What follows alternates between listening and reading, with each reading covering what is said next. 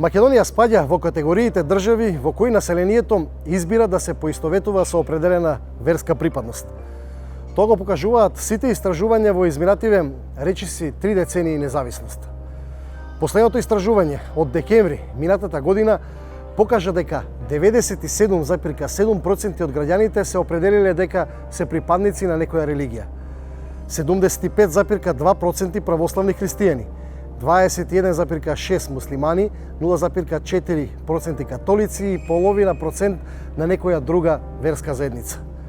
Сепак, постои разлика помеѓу припадноста и практикувањето на одредена религија. Припадноста повеќе се перцепира како традиција или наследство. Практикувањето во голем дел е сведено на личен избор на граѓаните.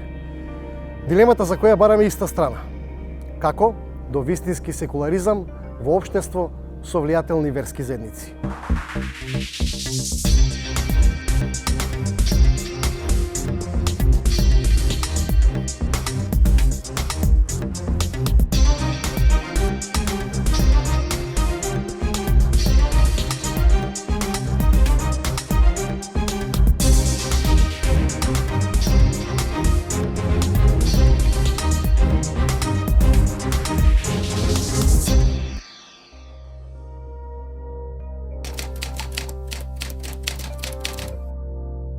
Во држава во која искажаната верска припадност е во огромен процент карактеристика на населението и особено кога станува збор за мултирелигиско општество, границата на секуларноста секогаш била флексибилна категорија на анализи.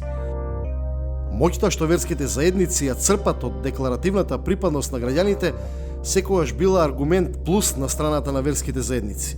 Сензитивноста на верските чувства, пак, честопати се користи како причина минус за да се исцрта јасната гранична линија за тоа што е одвоеност на црквата и верските заедници од државата. Ние имаме толку јак и силен либерален закон кој меѓу другото Венецијанската комисија кажа дека на Балканот и во Европа овој закон може да биде пример што значи закон меѓу другото и на секуларноста, на одвоеноста. Проблем беше како да се имплементира. Но јас можам слободно како прв човек на комисијата на религиозните групи да кажам и на црквата да кажам дека дури сега, последниве 2 години, некако од 2014, 15, 16 успеавме да го имплементираме. Значи во Република Македонија има секој право на верско убедување, секој има право на верски обред, нели сам во група, што значи дека ние немаме верска дискриминација. Институционално во Македонија има државен орган кој е еден вид медијатор на диалогот меѓу верските заедници, но од друга страна и нивен посредник со државата. Заедничкиот образец, внимавајте, заедничкиот образец на заедничките вредности е иднина која треба да се промовира. Значи, ние имаме заеднички свети места над 50 во државата, во кои и македонците, и муслиманите одат и се молат за здравје, за среќа. Тоа е тој вистинскиот образец во кој ние покрај секуларноста ќе го промовираме обединувачкиот фактор, односно образецот на обединување. Воспоставувањето баланс е исклучителна одговорност на Комисијата за односи со верските заедници и религиозните групи. Оценка на државата е дека таа успева да биде гаранција за секуларноста во општеството. Прашањето е колку ние треба стриктно да се држиме до секуларизмот. Дали всушност одредени прашања на социјалната правда, кои се најактуелни, најмокни во една држава. Што всушност значи проблемот, еве да речеме конкретно во Македонија, проблемот на името, дали не ги тангира верските заедници, религиозните групи, црквата? Значи, дали четвртото дете на раѓање не ги тангира тие социјални, фамилиарни, семејни проблеми, тоа како да? Дали всушност законот кој го правевме за трансплантација на бубрези не ги тангираше? Морам да ви признаам дека тој брилјантен закон немаше да биде толку силен и мокен ако се државме до секуларноста, но ние ги поканивме верските лидери и особено беше проблем католичката црква како ќе реагира Ватикан за тоа, но се покажа дека сите 5 верски заедници во Република Македонија кои што се во уставот и помалите се потпишаа за законот за трансплантација. И ние што имаме во моментот, нели? Имаме мешање на проблемите на државата, всушност проблемите на секој поединец, без верските лидери ние не ќе можеме. Прашањето за веронауката во образовниот систем беше едно од најспорните во дебатата за границата на секуларизмот. Денес Македонија нема класична веронаука. туку некаква варијанта на компромис на таа дебата. Производ од кој се незадоволни и двете страни. Компромисот се направи, но ниту едната страна не е задоволна, ниту другата страна е задоволна, затоа што се направи еден вид на микс кој што сепак не даде добри резултати. Поентата беше да се направи интеграција на припад во едно мултиконфесионално општество. Кај нас не само што не се направи интеграција, веројатно ќе покажат истражувањата кои што се прават во рамките на тие социолошки анализи. Мислам дека повеќе имаме процес на дезинтеграција на припадниците на различните конфесионални групи. Политички ставови на верските представници, кокетирање на политиката со религиите, се само дел од причините кои се третирани надвор од границите на секуларност. Често пати стојам на таа теза и на ставот дека се крши секуларизмот, кон принцип на одделеност на црквата од државата, поготово од институциите кои што се под покровителство на државата. И тоа во сферата на образованието и во сферата на политичкото дејание. Вие не можете да говорите за класичен секуларизам, и дека постои во буквална смисла секуларизам, ако имате отварање на прв училишен час со одредени поврзани секако со црквата или со, да речеме, со другите верски институции, ако имате свештени лица кои што вас ви го отвараат првиот училишен час. По устав, по закони, одвоеноста постои на државата и на религијата. Меѓутоа, ако зборуваме за одвоеност од општеството, тогаш такво нешто не треба и не може да постои ако самата црква или самите верски заедници не се го дозволат тоа. Од нивната активност и проактивност зависи каква тие улога ќе имат во општеството. Ние имаме мешање прво на, како што споменав, политичкиот дискурс со религискиот, кој што апсолутно треба да стои одделен. Денови имавме случај кога владика дава своји мислења, препораки на литургија за одредени државни прашања. Мислам дека апсолутно не е допустливо. Мислам дека се бришат тие граници се повеќе во модерните општества.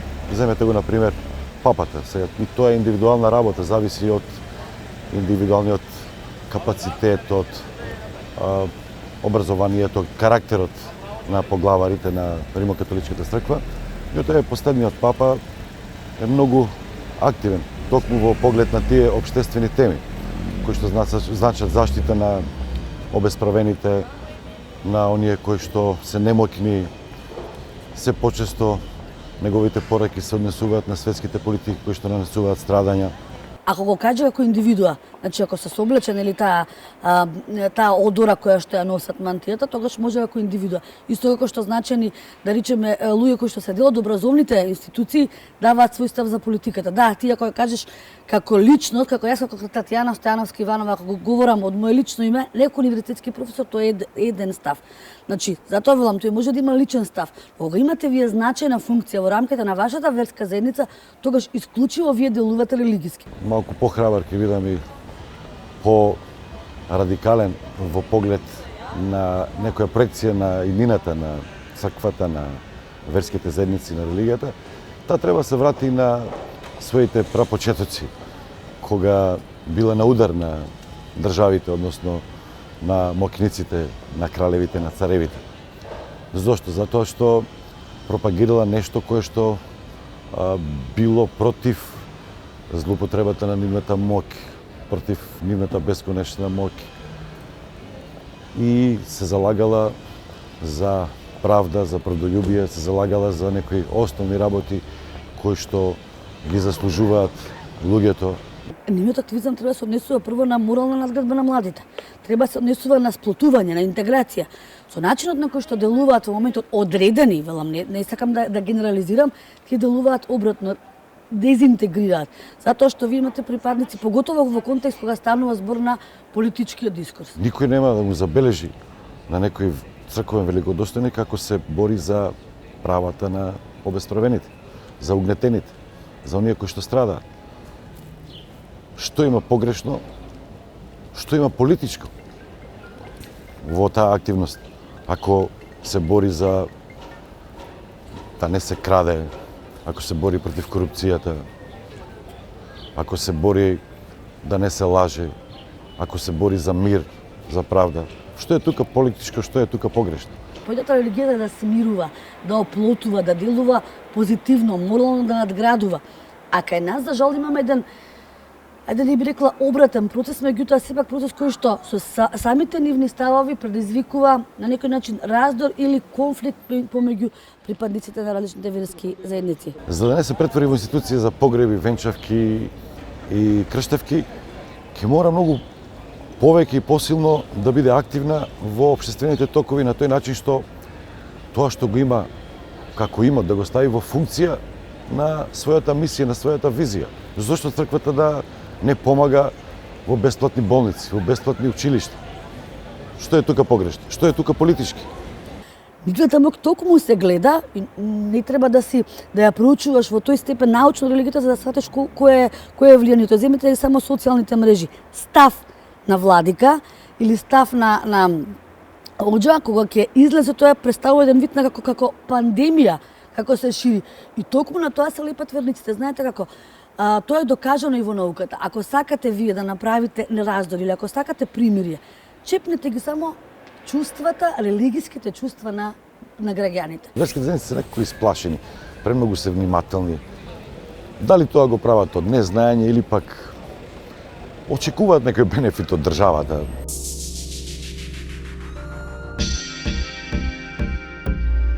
Најважна елка во градењето на секуларизмот во едно општество секако се самите верски заедници.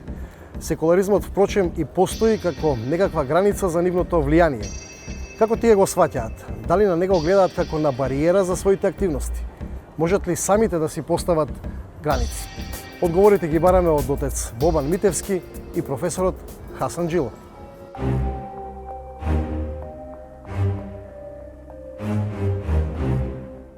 Во исламот во основа нема секуларизам. Ислам тој не го дели животот на световно и верско, секуларно и профано, туку тој зазема една општа целина. Меѓутоа, во современиот свет, кај што се испреплетуваат тие култури, тие цивилизации, секуларизмот е веќе реална појава. Тоа е стварност и исламот нормално во таа смисла зазема своја позиција во однос дека треба да ги задоволува и понатаму духовните или моралните потреби на едно општество или на една земја. Секуларизмот е една појава, односно една потреба да се уреди општествениот контекст, односно односот меѓу државата и сите институции внатре во државата, општествениот живот воопшто и да се направи дистинкција од религиозниот живот, но тоа се прави на еден, би требало да биде обид да се направи на еден верски или институционален начин и да се направи една, да се измисли, односно да се долови, да се направи таа разделба за да се најде некаква златна средина помеѓу системите кои што порано постоеле, или системот на теократија, каде што религијата го имала главниот збор, или системот на, не би го рекол на атеизмот, ние повеќе го сакаме антитеизмот, каде што религијата била во целост истисната. Постои паралелно уште еден систем, тоа е системот на државна религија во една држава, која што не мора да биде заради мнозинството на население, туку заради историските потреби и така натаму. Секуларизмот не е источна појава, тој е европска појава, како резултат на делењето на битието, делењето на метафизичкиот свет од физичкиот свет и така натаму. Денес се зборува за homo ideologicus, за разлика од класичниот homo religiosus. Денеска човекот не е веќе религиозно битие во она смисла во која бил истекот на историјата, туку е тој повеќе идеолошко битие. Секуларизмот може би е добро уредување, но мора да биде добро дефиниран. Кај нас, во нашиот простор, македонскиот простор, не е добро дефиниран. Кај нас се оди до тој степен што повеќе се идентификува со атеизмот, отколку што се идентификува со тоа да биде систем според кој што сите ќе функционираме, и државата и верските заедници. Како Македонија да изградиме вистински секуларизам? Во основа секуларизмот не е, рековме, антирелигиска појава. Меѓутоа има и екстремни форми на секуларизам. кога се поминува во екстремна форма на секуларизмот, тогаш и настануваат проблемите. Меѓутоа, не треба и да се залажуваме дека и религијата може да ги реши сите проблеми на човекот. Дефинитивно, како што не може и секуларизмот да ги реши сите проблеми на човекот. Меѓутоа, се работи тука за, бидејќи живееме во еден плурален свет, во едно мешање на голем број на култури, на цивилизации, на традиции и така натаму, тука главниот проблем останува, значи да се задржи идентитетот на својата култура, традиција и цивилизација. Македонија е, мислам, едно подрачје каде што би требало да биде секуларизмот на еден висок степен на развој, затоа што овде се среќаваме токму со тој најголемиот плурализам, можеби на Балканот, кој и тој секуларизам едноставно да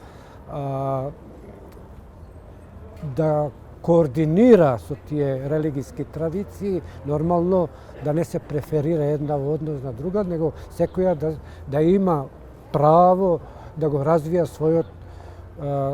својот континуитет низ времето во кое живееме. Јас сега го видов случајот како Доналд Трамп, кога ја даваше својата заклетва за председател на Соединетите Американски држави, ја стави раката на Библијата. Кај нас тоа не би можело да се случи, затоа што би му рекле во името на секуларизмот не можеш тоа да го направиш. А сигурно ние не сме посекуларна држава од Соединетите Американски држави. Или ги имаме примерите на нордиските земји кои што се главно познати по своето слободоумно мислење, можеби и настапување, но во уставот, еве на пример на Норвешка стои дека се спомнува лутеранската црква како државна религија заради некои историски континуитет и така натаму. Истото е на пример во Швајцарија, каде што се кажува дека се носи уставот во името на Бога сесилниот. Кај нас, значи, религиозното се гледа да се извади во секој контекст. Например, вие имате се учи Дарвиновата теорија по биологија, и таа се става како официјална теорија на учење, а нема официјална теорија, нема друга. Не е тоа светска официјална теорија, зашто не се дава просторот за некој да помисли нешто друго или да се покаже дека има и други мислења, односно дека има и други пристапи. А веронауката на пример не може да ја има. Главното би било прашање да верските заедници не би требало да се мешаат во политичкиот систем, во политичките партии, затоа што политичкото убедување е сосема нешто друго, а религиското е сосема нешто друго. Меѓутоа, индивидуално е можно, мислам, мешање на одредени структури во одредени партии и така натаму, меѓутоа тоа не може на крајот на краиштата, тоа не може да се контролира. Мислам, нема такви механизми кои ќе го стават тоа под одредена контрола и така натаму. Затоа мислам дека верските заедници и самите политички структури повеќе треба да одат во верските заедници, а не верските заедници да одат во политичките структури и нормално да бараат помош за решавање на одредени животни прашања кај што можат религиите или верските заедници во голема мера да придонесат. Тука се, мислам, најмногу се работи за духовните или моралните вредности, а не за политичките акции. Кај нас јас немам впечаток дека верските заедници се мешаат во политичкиот живот. Дружбата со некого не значи мешање во политичкиот живот или за земање на страна, но перцепцијата на карактерот можеби на нашиот народ, на сите нас е таква. Ако те видам со овој, кој јас мислам дека е од другата страна, значи дека си ти против мене. А не знаеме зошто сме се сретнале, можеби ние се знаеме од порано и така натаму. Досега нема истапено политичка верска заедница кај нас да каже народот ќе гласате за таа и таа политичка партија. Значи се почитува секуларизмот и така натаму. Ако ќе настане меѓуетнички каков и да е некој, не знам, спор или не знам што, тогаш веднаш се викаат верските заедници на помош да го гаснат пожарот или да помагаат во сето тоа заради авторитетот што го имаат меѓу народот или меѓу своите средини. Од друга страна пак јас повеќе имам впечаток дека политиката го употребува можеби верскиот живот и верските заедници некогаш во своите цели и тоа се случува често. А има некоја крупна или добра тема на ниво на афера и така натаму, веднаш почнува да се преориентира како секундарна тема нешто што се случува кај свештениците, нивниот морален живот и така натаму. Се чувствуват ли како верски представници на верски заедници во Македонија привилегирани? Дали верските заедници са привилегирани во општеството? Не би требало да има привилегизирани верски заедници, затоа што тоа е мултикултурно и мултирелигиско општество, како такво секогаш постоело. Меѓутоа, верските заедници, како што сам реков, и поглаварите на верските заедници, едноставно како духовни авторитети, како духовни водачи, нели, се секогаш добре дојдени да понудат решенија за определени проблеми. Може би привилегираноста иде во насока на тоа што луѓето искажуваат почит кон чинот ја што го носам или кон достоинството или кон работата која што ја работам. Ако зборуваме нели за таква една привилегија. Но ако зборуваме во насока на привилегија на истакнување на верската заедница во однос на некоја друга организација, не знам, невладина организација и така натаму, и тука повторно има некои логички моменти или логички контекст. Можеби завршувањето на нештото за верската заедница значи завршување на работата или на искушението или надминување на пречката за сите верници кои што се членови на таа верска заедница.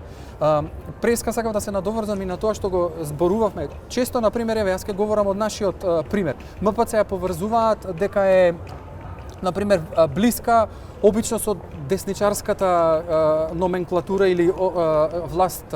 И зошто? Затоа што ние се поклопуваме со нив околу некои прашања. На пример, прашањето за името. Па прашањето за името ја засега и МПЦ директно.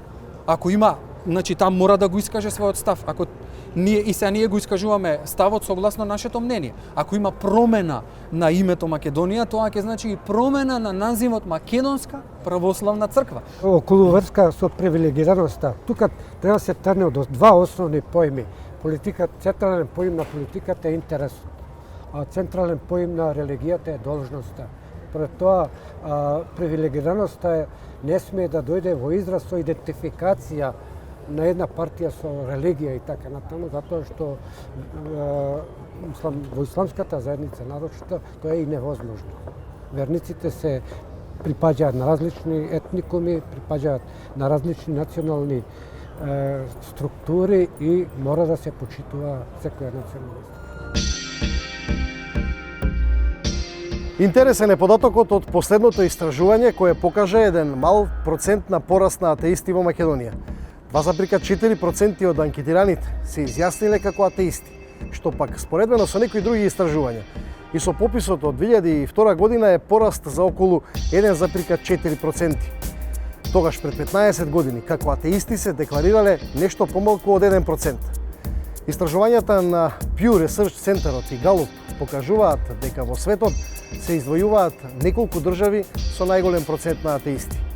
Јапонија, Кина, Исланд, Франција, Чешка. Македонија е меѓу земјите во светот со најнизок процент. Кои ставови за секуларизмот ги имаат атеистите?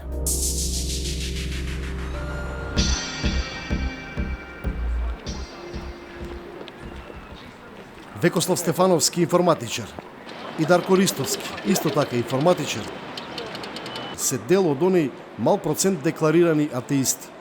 Атеист сум по пределба, исто како и верниците кои што се верници по пределба. Јас сметам дека сум се родил без наметната верска определба од моето семејство. Исто така сметам дека било кое дете или човек што се раѓа на земјата се раѓа без некоја наметната верска определба.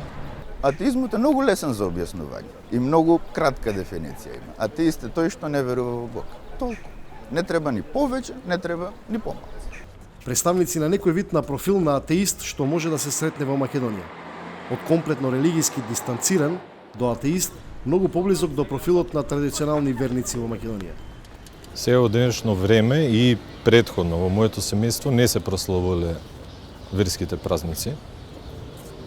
И некако така останало тоа како определба наша, можеби семејна.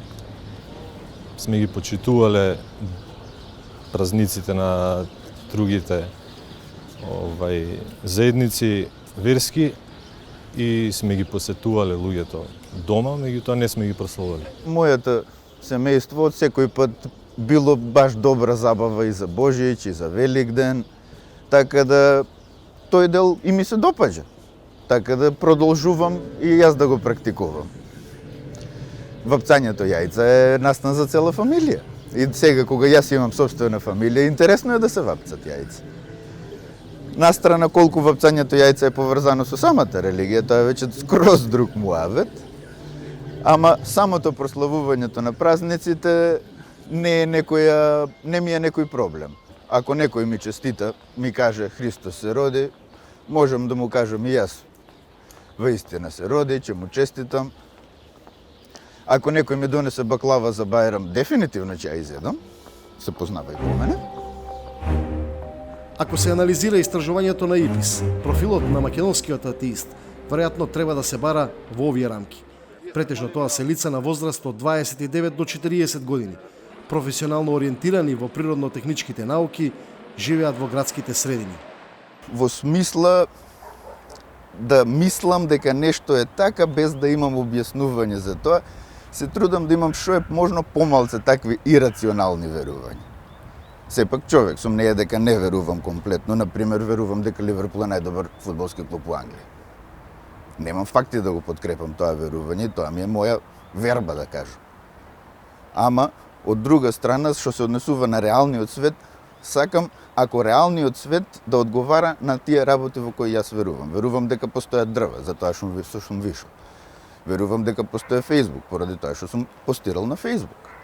Верувам во наука, верувам во самоопределување, верувам во добрината на луѓето,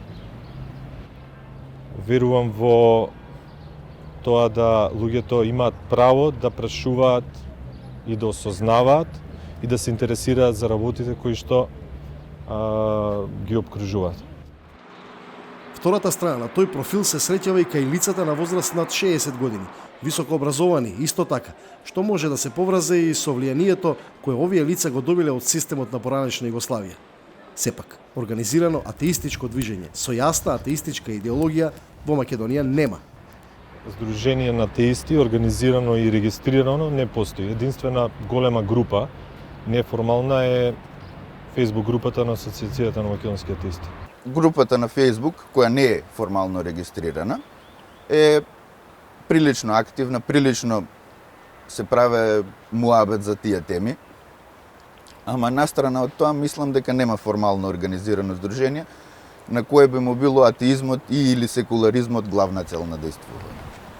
Нивниот избор за своето неверување во Бог е лично и не го сваќаат како некој вид движење, иако во светот многу аналитичари атеизмот денес го дефинираат како трета најголема религија. Религиозен став е, ама е негативен религиозен став. Не може да се каже дека атеизмот е религија, како што не може да се каже дека не играње фудбал е спорт. Не може да биде религија, бидејќи религијата е поврзана со одредени правила на однесување, одредени, да речем, поставки, запишани некои книги. Но колку што на верниците им е важен моментот за почит на верската определба, исто толку на атеистите им е важно да се почитува и нивниот личен избор. Јас до сега не сум имал проблем со тоа да се декларирам како атеист и немало никакви негативни лоши реакции.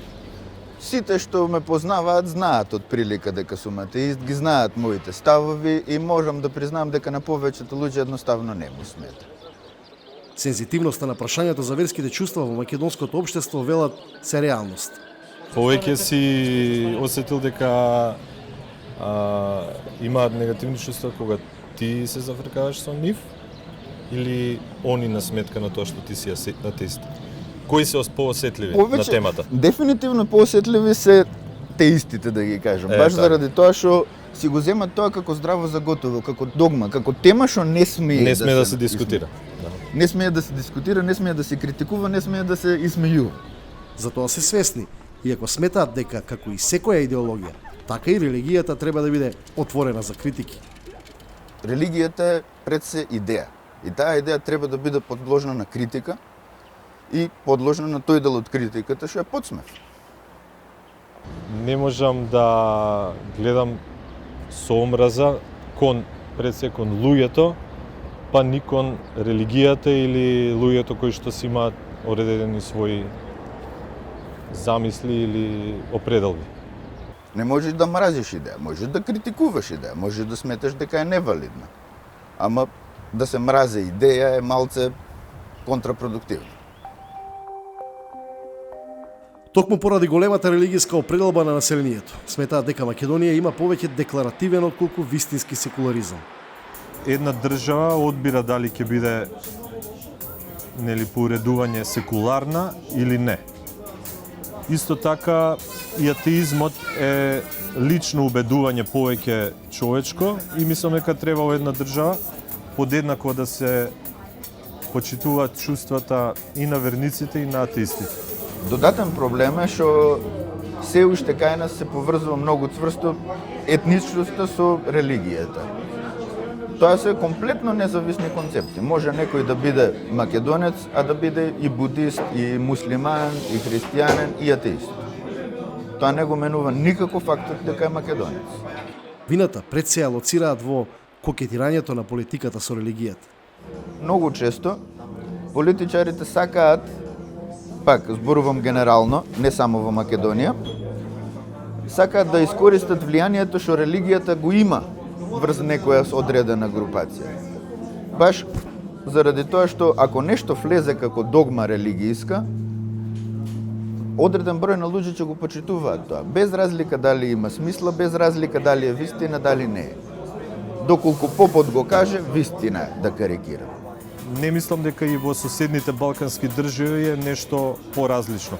Меѓутоа, во поразвиените економии ќе можете да забележите како религијата има надолна линија, односно има опаѓање. Каде има посилна економија, религијата е ставена во втор, трет или план или некаде многу пониско.